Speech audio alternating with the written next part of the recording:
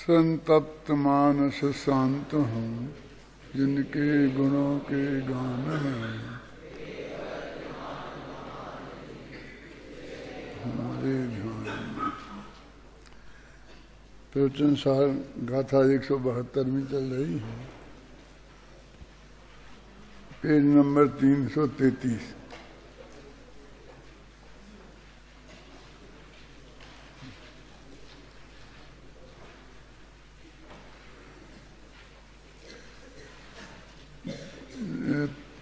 नीचे की 4 पंक्तियां लिखो।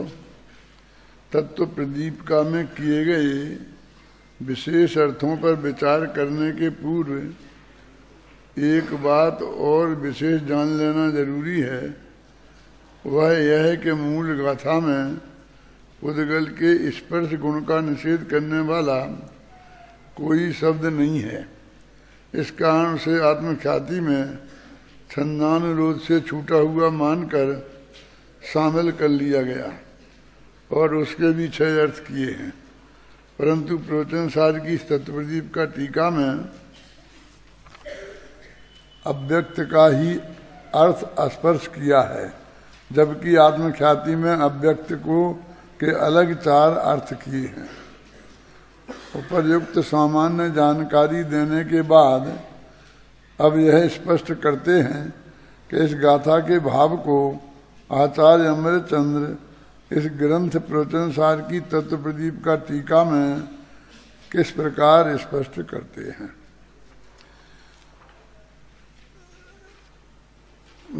अपन बोलते हैं अरसम रूप मगंधम अव्यक्तम चेतना गुणम असद्धम। तो जब रस के निषेध के लिए अरस आया, रूप के निषेध के लिए अरूप आया, गंध के निषेध के लिए अगंध आया, तो फिर स्पर्श के निषेध के लिए स्पर्श वाला भी विशेषण आना चाहिए ना। लेकिन मूल गाथा में नहीं है। पढ़ो अपन। अरसम रूप मगंधम अव्यक्तम चेतना गुणम असद्धम जान अलंग गहनम। इसमें स्पर्श शब्द नहीं है। जब मेरा ध्यान इस पर गया था, जब मैंने ज्ञानानंद स्वभावी लिखा था ना, तो उसमें लिखा था अरस पूरी स्पर्शी पर से कुछ भी संबंध नहीं। ऊपर गंध की बात ऊपर ले ली थी, क्योंकि उस पर हर एक भी आदमी को वैसे भी जब भी अरस रूप इनकी बात आती है तो एकदम चारों चीजें एक साथ याद आती हैं। तो बहुत लोगों का तो ध्यान ही नहीं जाता है कि मूल गाथा में स्पर्श शब्द है ही नहीं।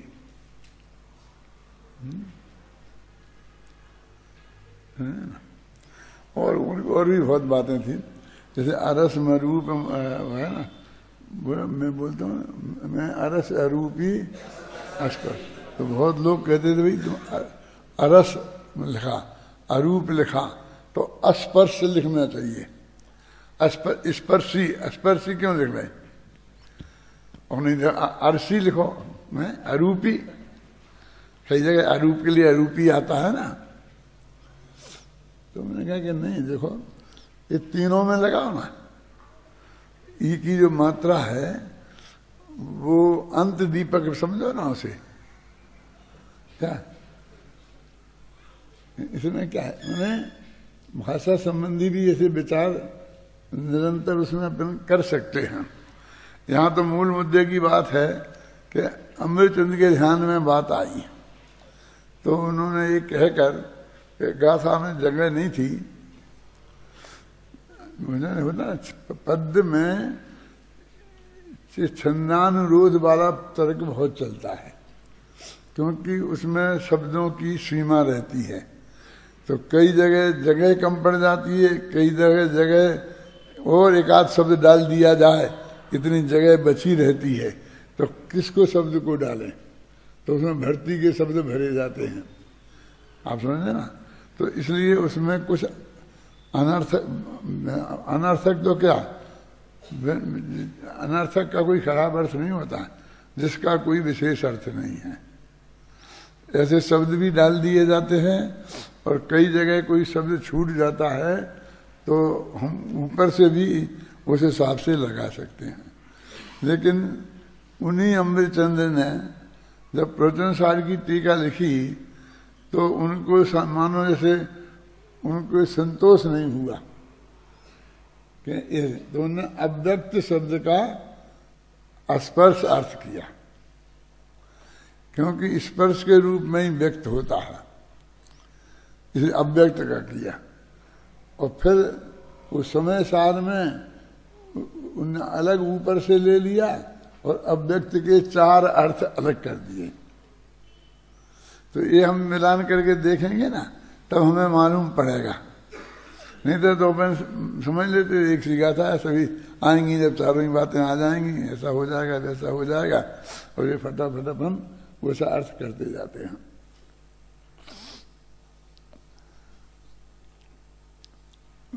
एक होता है अध्ययन और एक होता है वाचन। अध्ययन माने स्टडी है, और वाचन माने वैसे ही पढ़ना, बाँच लेना, इसे अपन बोलते हैं नहीं।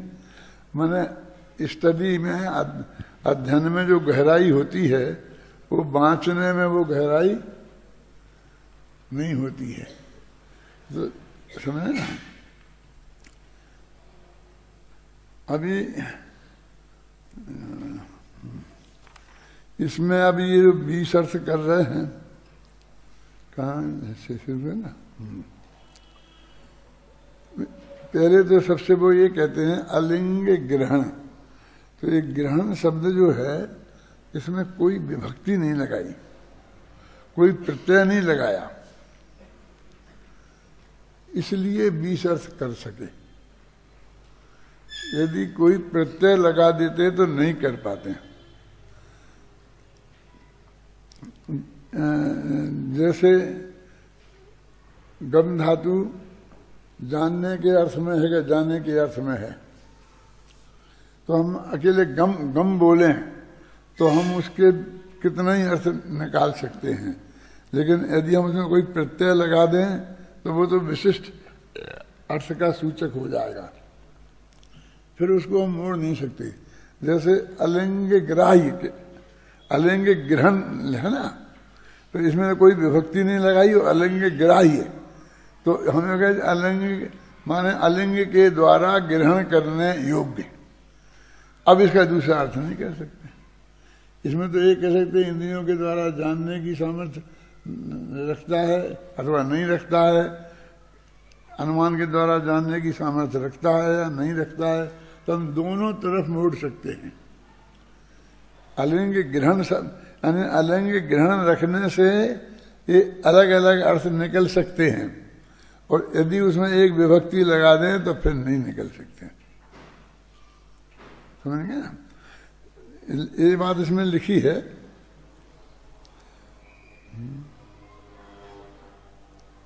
यद्यपि यहाँ अलिंग ग्राह्य कहा जाना चाहिए था, क्योंकि वो आत्मा है ना, तो 8 विशेषण हैं, तो शुरू से लगाओ कि अरस है, अरूप है, अगंध है, स्पर्श है, चेतना गुण से समृद्ध है, अशब्द है, तो फिर अलिंग ग्राह्य है कि अलिंग के द्वारा ग्रहण करने योग्य है। अब अलिंग का अर्थ क्या है अभी अलग से करेंगे। उन्होंने अलग अलग, लिंग माने चिन्ह भी होता है, पहचान का चिन्ह होता है ना, उसे भी लिंग कहते हैं। स्त्री लिंग पुल्लिंग ये भी कहे पहचान के ही चिन्ह है ना। और फिर लिंग माने अनुमान भी होता है, लिंग माने इंद्री भी होता है, लिंग माने प्रत्यक्ष भी होता है, तो कई अर्थ होते हैं। तो अब लिंग ग्राह्य किसी चिन्ह के द्वारा ग्रहण करने योग्य, ऐसा अर्थ होता उसका। तो अभी फिर किसी चिन्ह के द्वारा ग्रहण करने योग्य होता तो ये नहीं कर सकते थे कि वो किसी चिन्ह के द्वारा ग्रहण करता है। ये समझ में आया तुम्हें? ये एक की भी समझ में आया तो फिर मैं मेहनत करूं। क्या कह रहा हूं मैं? अलिंग ग्राही नहीं कह देते और अलिंग ग्रहण नहीं कहते, तो अलिंग के, अभी अलिंग का अर्थ बाद में करेंगे, अलिंग के द्वारा ग्रहण करने योग्य ऐसा अर्थ होता है ना।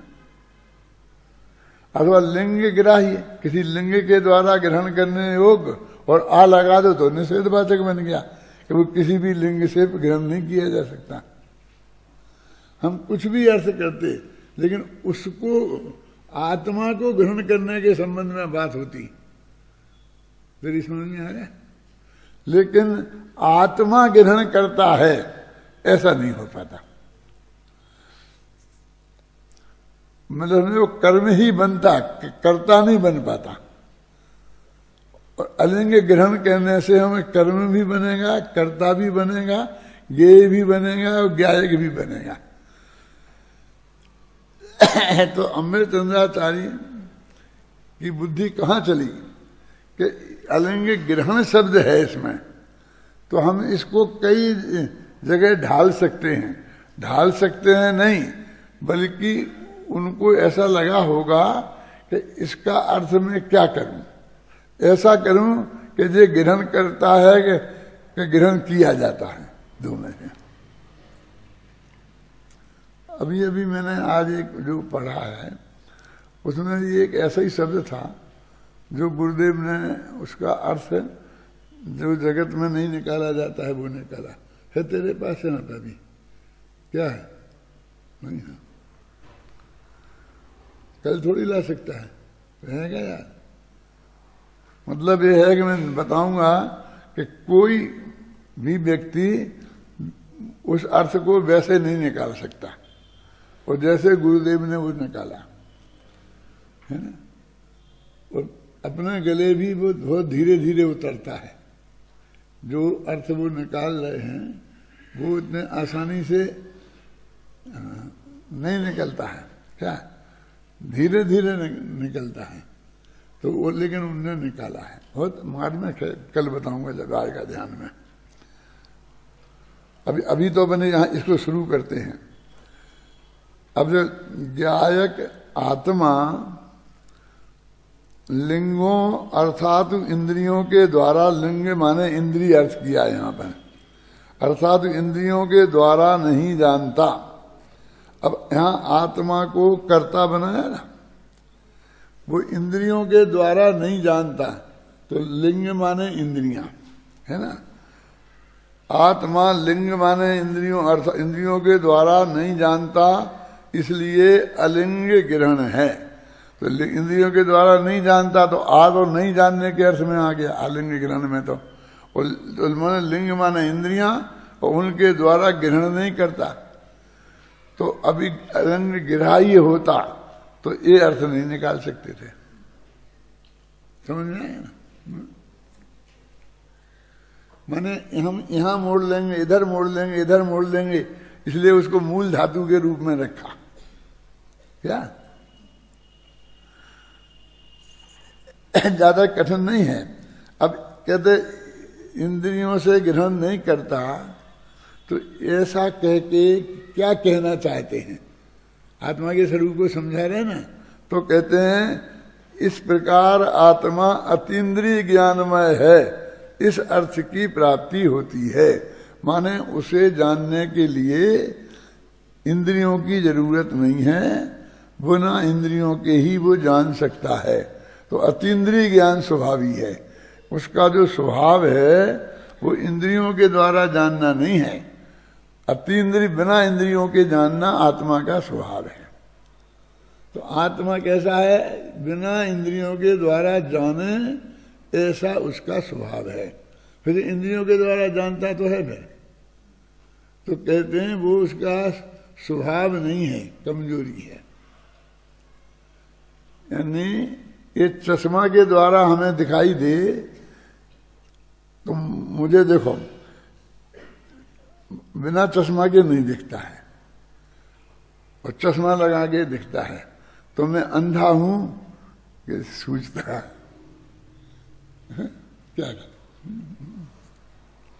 क्या माने नहीं दिखता ना। माने चश्मा की पराधीनता है, चश्मा के बिना नहीं दिखता। तो कैसे दिखता है ये इसका अंतर हो सकता है, दिखता तो है, तो उसे लोक में अंधा नहीं कहा जाता है? लेकिन हमारा स्वभाव मनुष्य का, मतलब मनुष्य का स्वभाव वो चश्मे के द्वारा देखे ऐसा नहीं है। ये उसकी कमी है, ये उसकी कमजोरी है।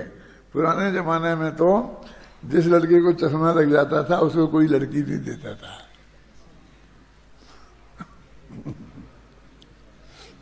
तो बहुत दिनों तक लोग लड़के चश्मा इसलिए नहीं लगाते थे क्योंकि फिर शादी नहीं होगी, इसलिए शादी हो जाए फिर लगाएंगे, और तब तक बहुत नुकसान हो जाता था।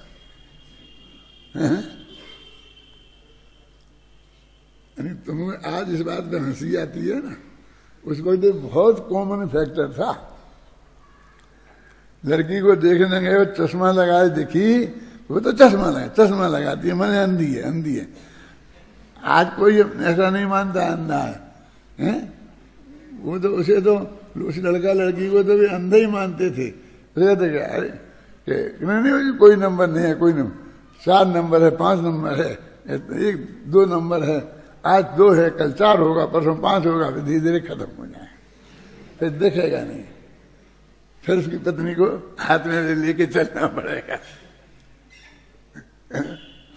तो कहते आत्मा को जानने का स्वभाव है, लेकिन इंद्रियों के माध्यम से आत्मा जाने ऐसा आत्मा के जाका जानने का स्वभाव नहीं है। बिना इंद्रियों के जाने ऐसा स्वभाव है, लेकिन बिना इंद्रियों के तो जानता नहीं है। हमें तो 5 इंद्रियों के माध्यम से ही हम जानना, जितना जान करते हैं ना, रस का ज्ञान करते हैं रसना के माध्यम से, रूप का ज्ञान करते हैं चक्षु के माध्यम से। तो कहते हैं हमारे विभाव रूप परिणमन है ना, कमजोरी रूप है ना, तो इसलिए हम तो ये कह रहे हैं कि इस आत्मा माने ज्ञायक भगवान आत्मा का स्वभाव वो इंद्रियों के माध्यम से जाने ऐसा नहीं है। मैंने किसी दूसरे के हमारा जानना माने स्वभाव है ना, वो जो दूसरे की अपेक्षा रखे, दूसरे के सहयोग की अपेक्षा रखे, उसको स्वभाव नहीं कहते हैं लोग में। अभी थोड़ी सुबह बादाम का हलवा खाना पड़ेगा, इसमें कठिनाई कुछ नहीं है, थोड़ी स्मृति याद रखनी पड़ेगी बातें। मैंने अपनों को प्रवचन में कर रहा हूं, तो मैं आपकी कोशिश करूंगा कि आप जिस दिन पूरा हो अपना प्रकरण, तो आप धड़ाधड़ 20 अर्थ सुना दें। क्या गुरुदेव सुना देते हैं?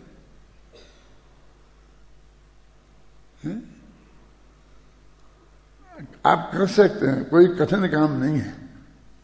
देखो पहला क्या हुआ, ज्ञायक आत्मा, अब कह रहे ना ज्ञायक आत्मा की बात है, संसारी आत्मा की बात नहीं है। लिंगों अर्थात इंद्रियों के द्वारा नहीं जानता, इसलिए अलंग ग्रहण है। तो आ माने नहीं जानता है, लिंग माने इंद्रियों के द्वारा, और ग्रहण माने जानना।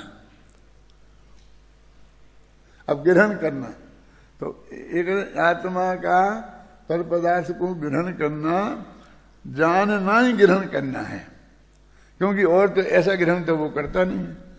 अब मूर्ति है तो मूर्ति को ऐसे ग्रहण करने की बात नहीं है, उसने जान लिया, इसी का नाम ग्रहण है।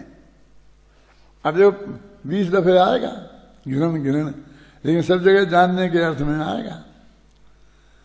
तो सिर्फ कहते हैं कि हम उसको वो ग्रहण नहीं करता, याद ना, लिंग ग्रहण और अलिंग ग्रहण, तो लिंग से ग्रहण नहीं करता, ऐसा अर्थ हो गया ना। तो फिर क्या है, माने किसी लिंग माने इंद्रियां, इंद्रियों के माध्यम से वो ज्ञायक भगवान आत्मा पर पदार्थ ग्रहण तो करता है। अब क्या करें, तो उसको ग्रहण करने का स्वभाव नहीं है, इसलिए अलिंग ग्रहण है, समझे। उस आत्मा का इंद्रियों के माध्यम से वो पर पदार्थों को जाने ऐसा स्वभाव नहीं है, पर ये बात इसलिए अतीन्द्रिय ज्ञान स्वभावी है, इस अर्थ की प्राप्ति हुई, समझे ना। तो भगवान अभी भले ही इंद्रियों से जान रहा हो, अभी अतीन्द्रिय ज्ञान प्रकट नहीं हुआ हो, लेकिन जैसे कहते भैया, जैसे कोई राजाओं महाराजाओं के कुल का हो और आज बिल्कुल खाने को व्यवस्था नहीं हो, है ना, तो वो जब कभी कुछ उसके अहम को चोट लगती है ना, तो वो कहते अरे भाई तुम्हें में समझना, एक दिन हम भी ऐसे थे कि हम हाथी से नीचे नहीं उतरते थे, सारे लोग हमारे दर्शन करने के लिए वो दोनों सड़क के किनारे पर खड़े रहते थे। क्यों? ये जो राजा रानी होते हैं ये बहुत सुंदर होते होंगे, ये लगे बगल में लोग खड़े रहते हैं किनारे देखने के लिए, ऐसा कुछ नहीं है। काले कलूटे कभी कभी काने में ही हो सकते हैं। ये क्यों? कि लड़ाई में युद्ध में आंख फूट गई, क्या करे, अब निरंतर लड़ते रहना है। कभी भी आज शादी हुई, कल लड़ने चले गए और वहां आंख फूट गई, हाथ कट गया, कुछ भी हो सकता है ना। लंगड़े लूड़े कैसे ही हो सकते हैं, वो नाम ही राजा है, लेकिन वो राजा साहब की सवारी निकलेगी तो जनता दोनों तरफ खड़ी ही होगी ही, उसको कोई डंडा मार के खड़ी नहीं करनी पड़ती है, वो तो अपने आप ही खड़ी होती है। एकदम लड़की काली कलूटी कानी हो और वो रानी हो और वो बैठ के राजा के साथ बगल में निकले तो भी उतनी भीड़ होगी। क्यों? एक इसी के लिए देखें तो मुझे मूर्ख राजा ने कैसी लड़की पसंद करी मैं वो सुंदर है कि नहीं है तो बाद में पता चलेगा देखने के बाद। और हर वो खड़े कैसे ही थोड़ी हो सकते हैं, कैसे सब सुंदर ही हो। लेकिन वो तो समझ लो कि जिस पुण्य से वो उस राजा के पद पे गया, उसी के साथ ऐसा पुण्य भी बनता है कि जब वो निकले तो सब लोग उसे देखने निकले। और वही दूसरे दिन और बाजार में किसी काम से वैसे ही निकले तो कोई इसकी तरफ देखा ही नहीं है? हो सकता ना ऐसा। तो अब ये कहते हैं क्या अर्थ हुआ पहले का? हाँ बोलो बोलो, खड़े हो, ऊपर खड़े हो, जोर से बोलो। हाँ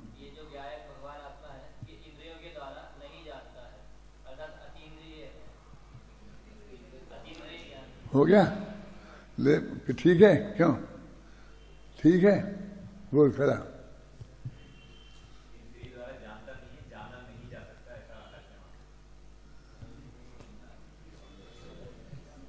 मैंने इतना ध्यान दिलाया था, उसका स्वभाव नहीं है ऐसा। जानता है तो मैं बार बार कह ही रहा था, वो इंद्रियों के माध्यम से जाने पर पदार्थों को ऐसा भगवान आत्मा का स्वभाव नहीं है। देखो अभी फिर देखो पढ़ो, ज्ञायक आत्मा लिंगों माने अर्थात इंद्रियों के द्वारा नहीं जानता, इसलिए अलंग ग्रहण है। इस प्रकार आत्मा अतीन्द्रिय ज्ञानमय है, इस अर्थ की प्राप्ति होती है। माने वो उस स्वभाव की बात है। माने आत्मा अतीन्द्रिय ज्ञान स्वभावी है, मैं ज्ञानानंद स्वभावी हूँ, तो मैं अनंत ज्ञान और अनंत आनंद स्वभावी हूँ, मेरा स्वभाव है। ये थोड़ा थोड़ा आनंद आना, थोड़ा थोड़ा होना, ये मेरा स्वभाव नहीं है। आप समझे ना?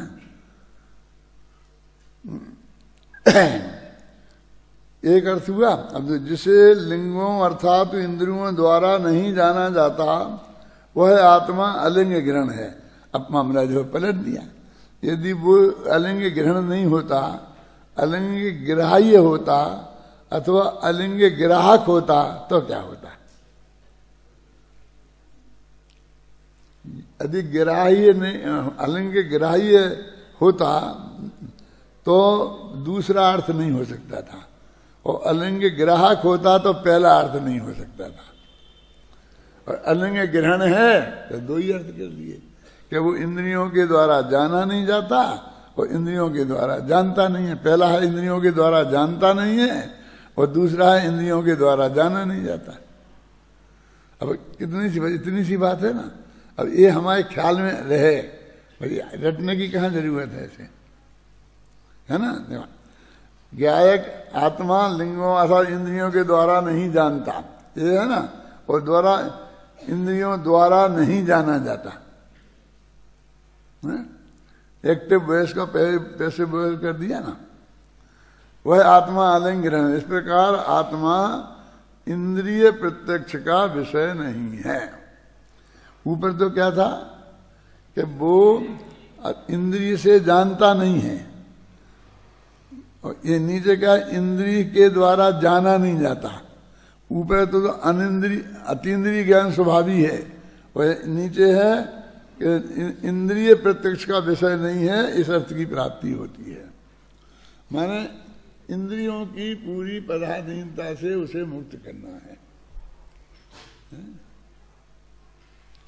क्या 20 अर्थ है जिसमें इंद्रियों की मुख्यता से सबसे शुरू में विवेचन किया। अब इंद्रिय ज्ञान नहीं है, इसमें कहाँ जरूर है, मतलब इसमें क्लियर कह रहे हैं ना कि वो इंद्रियों के द्वारा जानना उसका स्वभाव नहीं है, वो इंद्रियों के द्वारा जाना उसका स्वभाव नहीं है। और अब देखो, फिर अपन कहें तो कह सकते हैं कि देखो इंद्रियों के द्वारा जान तो रहा ही है, अपने यही को, और फिर इंद्रियों द्वारा जाना जाता है कि हम समय सार को पढ़ते हैं और समय सार में आत्मा का स्वरूप लिखा है तो हमने उससे जाना। यदि हमने नहीं, आंख नहीं होती तो कैसे पढ़ते, और कान नहीं होते तो कैसे सुनते, और मन नहीं होते तो कैसे सोचते।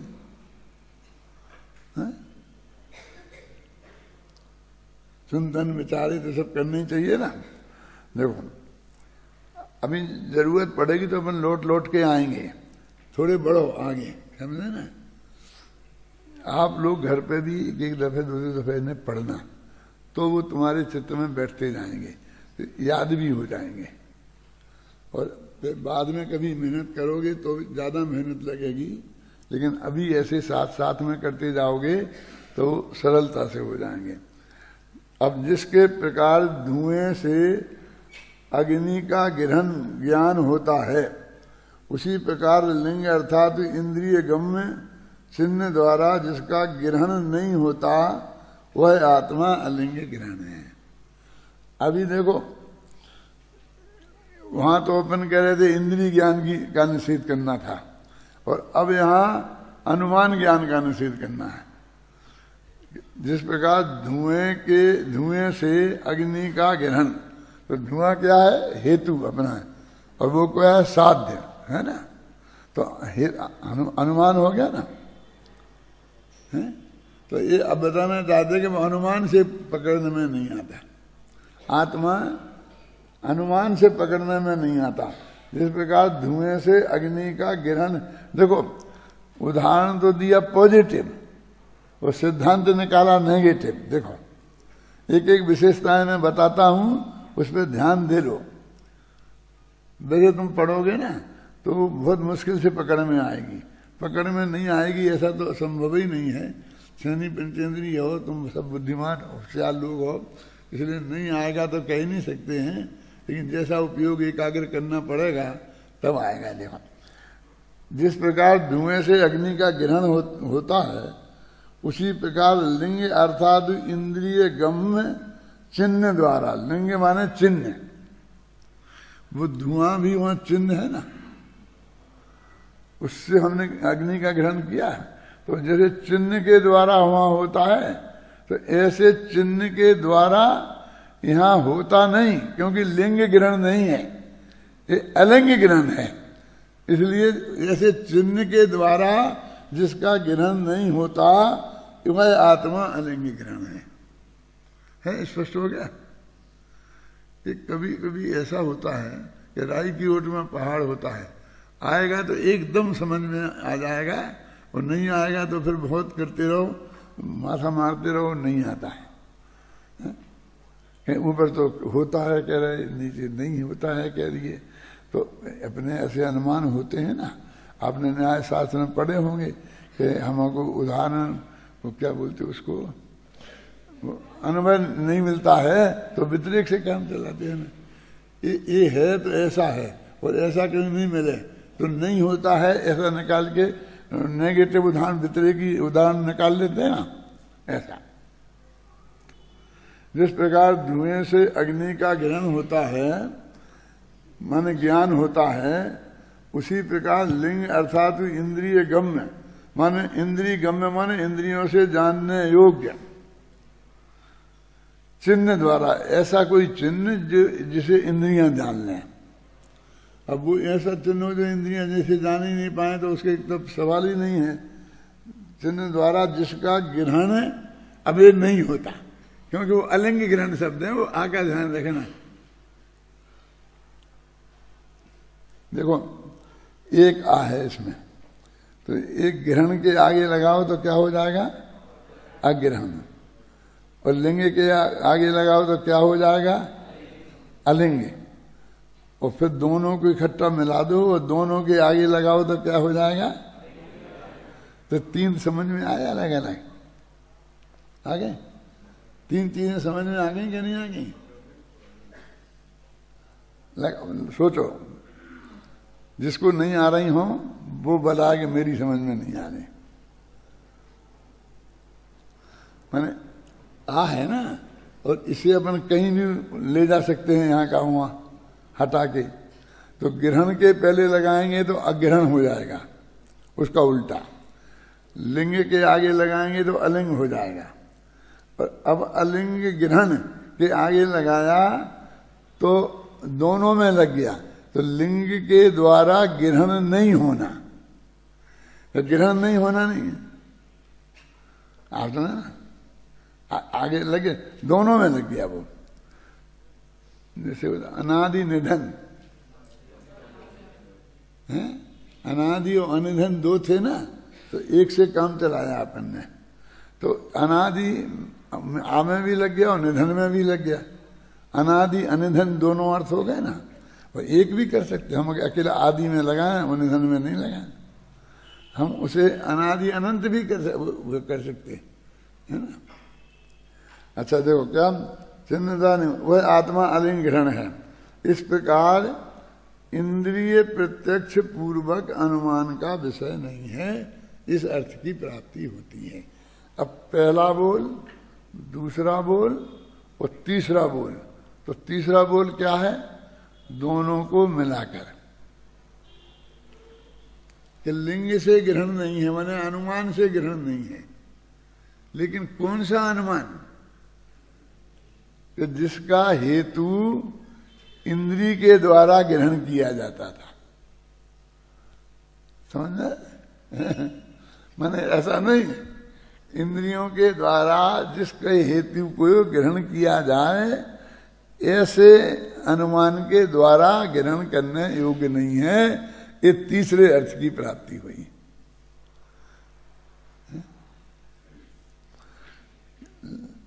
ऐसे इसमें इस अर्थ की प्राप्ति हुई, इसमें ऐसा हमने चंद्राचार्य ने खुद निकाल के नहीं रखते तो हम निकाल पाते। कई जगह तो निकाल लेते, लेकिन कई जगह मामला थोड़ा कठिन हो जाता कि नहीं हो जाता है। देखो तीसरा हो गया ना, क्या है तीसरा? इंद्रिय प्रत्यक्ष पूर्वक अनुमान का विषय नहीं है। पहले में क्या था? इंद्रिय से नहीं जानता। दूसरे में क्या था? इंद्रिय से नहीं जाना जाता। तीसरे में क्या है? इंद्रिय प्रत्यक्ष पूर्वक अनुमान से नहीं जाना जाता है। तीन हो गए। अब चौथा, जल्दी निपट जाएंगे। दूसरों के द्वारा मात्र अनुमान द्वारा ही जिसका ग्रहण नहीं होता, वह आत्मा अलिंग ग्रहण है। अभी मेरा तरीका निकाला कि मेरी अनुमान से ग्रहण तो हो जाता है? मात्र अनुमान से समझ गए ना, आत्मा पकड़ में तो आ जाता है। तो फिर तो लिंग माने अनुमान, और उससे ग्रहण, तो लिंग ग्रहण कहो। फिर अलिंग ग्रहण आ क्यों लगा रहे? तो अब वो क्या कहते हैं? आ तो जाता है, इसका तो हम निषेध नहीं कर सकते। तो हम कहते अकेले अनुमान से थोड़ी आता है, प्रत्यक्ष से भी तो आता है, इसके ये अर्थ निकलता है। समझ में आया? तुम आए ना चौथा में पढ़ो, दूसरों द्वारा मात्र लिंग द्वारा ही जिसका ग्रहण नहीं होता वह आत्मा अलिंग ग्रहण है। इस प्रकार आत्मा केवल अनुमान से ही ज्ञात करने योग्य नहीं है, इस अर्थ की प्राप्ति होती है, क्योंकि आत्मा अनुमान के अतिरिक्त प्रत्यक्षादि प्रमाणों से भी जाना जाता है। जैसे कि हमने एक बात कही, आप सबने सुनी, फिर कहीं ऐसा मौका आया तो आपने कहा था ना हमसे ऐसा कि ये करो, आपने कहा था ना, तो कब हमने नहीं कहा, कि भूल गया कि नहीं, कब कहा, हम मिले ही नहीं तुम्हें, हमारी तो महीनों से तुम्हारी बात ही नहीं हुई, हमने तुम्हारी शक्ल ही नहीं देखी, हमें तुम्हें याद ही नहीं आ रहे कि तुम कोई हो इस दुनिया में, और तुम कह रहा तुमने हमसे कही थी। समझ में आ गया कि नहीं आया? कि उस दिन प्रवचन में, अच्छा प्रवचन में तो अकेले तुमसे ही थोड़ी कही थी, अगर समझे, अकेले तुमसे नहीं कही थी तो तुमसे कही थी ये बात सिद्ध नहीं होती कि साहब आप झूठ बोल रहे, मना कर गए, एकदम इनकार कर दिए, हम आपको जानते ही नहीं, हम आपसे मिले ही नहीं, हमने आपकी शक्ल ही नहीं देखी। लेकिन ये सब बातें सही हो सकती है ना, क्योंकि हमने जनरल बात कही और तुमने भी सुनी, और तुम जब श्रोता आए थे बन करके तो हमारा ही प्रवचन सुनने आए थे, तो हमारी बात सुनी और तुमने उसे अपनाई, और हम भी चाहते थे कि तुम अपनाओ, और आज हम साफ मना कर गए। तो वो कहते वो तो हमने कॉमन कही थी भाई साहब, ये तुमसे कहना ये बात अलग है और कॉमन कहना ये बात अलग है। ये दोनों का लोक में भी न्यायाधीश अदालत भी मानेगी, कि इसको नहीं मानेगी कि हमने तुम्हें आज्ञा दी थी और तुमने इसलिए तुमने ये कर दिया। हम कहें किसी से, हाँ आदमी से, शांति जी उसका एक कान पकड़ के इधर लाओ जरा, खींचो इसके कान मेरे सामने, तो तुम जाओ फटाफट उठो और दो ही कान पकड़ के खींचने लगो, तो तुम्हारे कान खींचेंगे। क्यों? हमने कब कही थी तुमसे? कैसे कही थी? बड़ी सभा में कही थी, तो वो तो शांति जी से कही थी ना। तो शांति जी इनका कान पकड़ के खींच सकते हैं, तुम थोड़ी खींच सकते हो। मतलब आप समझ गए, कॉमन कहने में मैंने कॉमन सुन ली किसी ने दूसरे ने, समझ गए ना, तो वो एक जिसके लक्ष्य से कही है उससे कही मानी जाती, बाकी कही नहीं मानी जाती है। कि उस अनुमान से नहीं ग्रहण होता है, अनुमान के द्वारा वो लिखा ना क्या था, अनुमान से ज्ञात करने योग्य नहीं है, केवल अनुमान से ज्ञान करने योग्य नहीं है, दूसरों के द्वारा भी वो तो कॉमन कथन है। अलिंग ग्रहण है तो तुम कहते हैं लिंग माने अनुमान, और अनुमान से ग्रहण करने योग्य अर्थ है, तो हम कहते हैं कि नहीं प्रत्यक्ष से ग्रहण करने योग्य है, प्रत्यक्ष से भी तो ग्रहण करने योग्य है आत्मा। अच्छा, इस अर्थ की प्राप्ति होती है क्योंकि आत्मा अनुमान के अतिरिक्त प्रत्यक्षादि प्रमाणों से भी जाना जाता है, जो मात्र लिंग अर्थात अनुमान से ही पर का ग्रहण नहीं करता। अब आगे ना, अकेला अनुमान से नहीं करता है ना, नहीं करता इसलिए अलिंग ग्रहण है, अकेले अनुमान से ही नहीं करता और प्रमाणों से भी करता है। इस प्रकार आत्मा मात्र अनुमाता ही नहीं है, अकेला अनुमान करने वाला ही नहीं है, इस अर्थ की प्राप्ति होती है क्योंकि वह आत्मा प्रत्यक्षादि प्रमाणों से भी पर को जानता है। ठीक है, 5 पे ही रहने, 4 दिन तो लें कम से कम इसमें, नहीं तो फिर गाथा का अपमान हो जाएगा।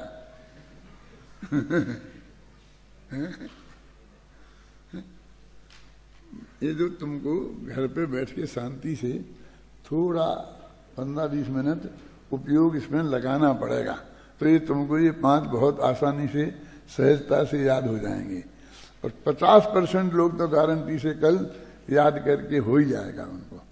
ये 5, यदि 5 तुमको कल याद हो गए तो कल फिर 5 की जगह 7 पढ़ाएंगे और ज्यादा करेंगे, देखेंगे। अभी आज यही समाप्त करते हैं।